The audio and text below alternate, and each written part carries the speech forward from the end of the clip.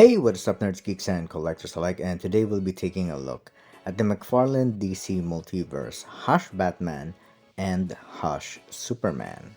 So, starting off with Batman right here, let's remove him from his standard DC base.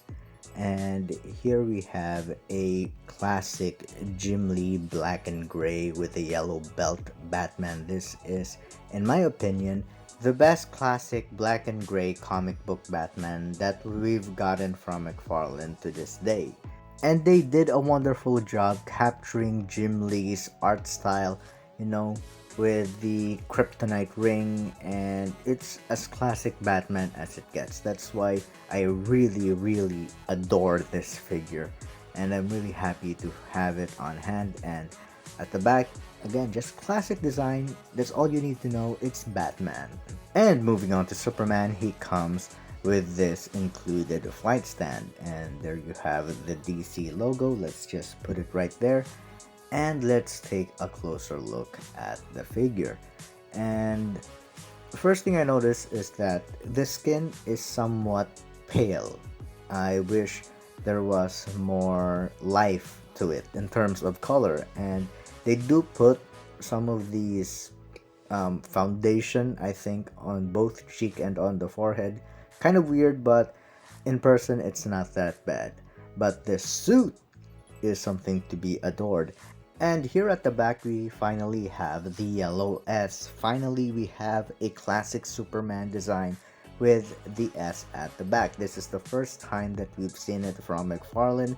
I know that it came with a gold label, the one with the poison ivy vines, but still, it's basically the same figure just with the laser eyes. And I'm very happy that we got this.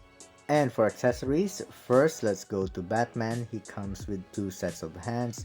He's already equipped, one of each hand, and as you can see, it is sculpted beautifully. And in order to apply this, you just pull off the hands and you replace it with the alternate ones. And let's just make sure we don't break the peg right here, and just push it in firmly, and there we go.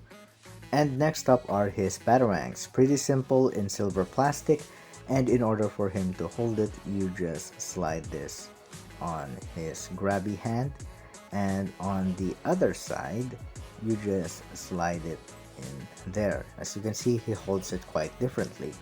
And for Superman, he does come again with two sets of different hands, two fisted hands and two flight hands. And there you have it. And moving on to the articulation, they are practically the same. Starting off with Batman, his head is connected with his neck, so the entire thing does the moving for him.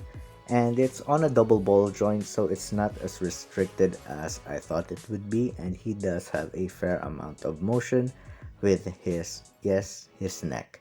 His arms can go up that far, and let me just focus my camera. Can do a complete 360, has a butterfly joint, bicep swivel, a double elbow right here, and we have a wrist rotation and an in as well as an out. And it is quite sturdy because they just came out of the packaging. His upper torso is on a ball joint, his lower torso is also on a ball joint, and he can arc that far back and crunch that far in. And his feet is restricted by his underwear. As you can see right there, he can only kick that far up because of his underwear, and he can kick that far back. He is on a double jointed knee, and again quite sturdy. And we can move this back, and for his feet there is a left to right swivel as well as an up and down with a little toe bend. And next up is Superman. His head can do a complete 360, look up that far and look down that far, and that is actually the only difference when it comes to the articulation between Batman and Superman. And I gotta say, McFarlane is quite uniform in terms of the range of motion that their figures has. And again, these figures are quite sturdy because they just came straight out of the packaging. I haven't had the chance to heat or cool or do anything with them, so they can be quite sturdy. And I need to loosen up some of the joints by heating them up or simply just moving them around. And same goes with Superman. He is also restricted by his underwear right there. You know, just the same old something that you already saw earlier. Just the same amount of range with Batman. That's all you need to know. And of course, being McFarlane figures, they are in the 7-inch scale.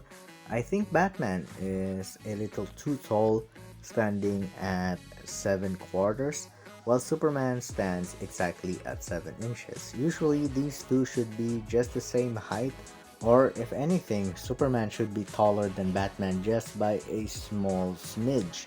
This may bother some collectors, but I think I'll be putting Superman on his flight stand, so I don't think I'll be bothered by it that much personally. And of course, they do come with their trading cards. Here we have Batman's trading card from Batman Hush and a quick bio. And for Superman, we also have this black and white card. And again, his bio. If you want to read it, just pause it. So to summarize my thoughts with these figures, I personally think that the Hush Batman and Superman are the definitive classic iterations of the character in terms of action figure form from McFarlane. So if you're looking to build your world's finest or your DC Trinity or your Justice League, I highly recommend these two iterations of these iconic characters. And I would also like to note that being regular releases, it's kind of surprising to see alternate hands and accessories for these two figures because McFarlane doesn't usually do that. And moving forward with this line, I do hope that we see more of it for regular releases. So, yeah, that's about it. Till next time. See ya.